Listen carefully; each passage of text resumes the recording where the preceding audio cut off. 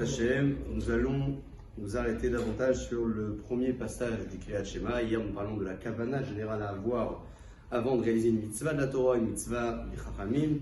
Aujourd'hui, parlons de la kavana, de l'intention à avoir pendant la lecture du premier passage du Shema. Je parle du Shema Israël, Hashem Elokeinu, Hashem Echad.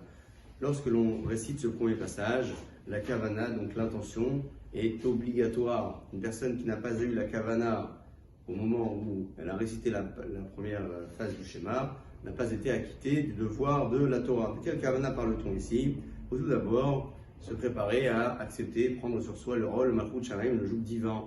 Ça, c'est le premier point sur lequel on s'arrête lorsqu'on parle de kavana. Lorsqu'on avance dans la lecture du schéma, on peut détailler et définir chacune de ces phases avec une kavana différente. Déjà, commençons par dire que les deux premiers mots se lisent ensemble, les deux seconds ensemble et les trois derniers également. Shema Israël, Hashem Elokeinu, Hashem Echad.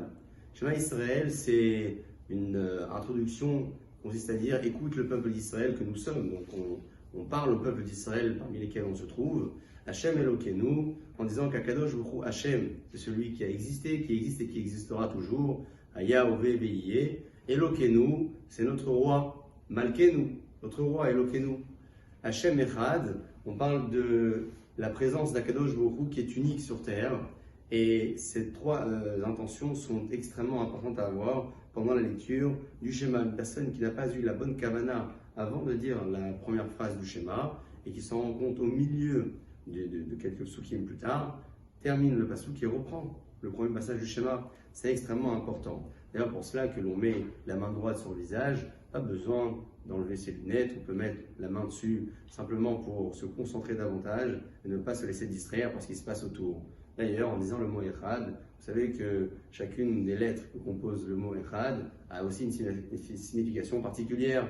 Le Aleph, c'est l'unicité d'Akadosh Baruch Hu. Le Chet, c'est sa présence dans les sept cieux et sur terre. C'est ça qu'on a l'habitude de rallonger légèrement le Chet au moment de la lecture. Et enfin, le Dalet, c'est la prise de conscience qu'Akadosh Baruch Hu se trouve dans les quatre points cardinaux du monde. C'est pour cela qu'aussi, certains ont pris l'habitude de faire un mouvement de tête du haut vers le bas et de droite vers la gauche pour ressentir davantage la signification de ce mot Echad ou Rinti.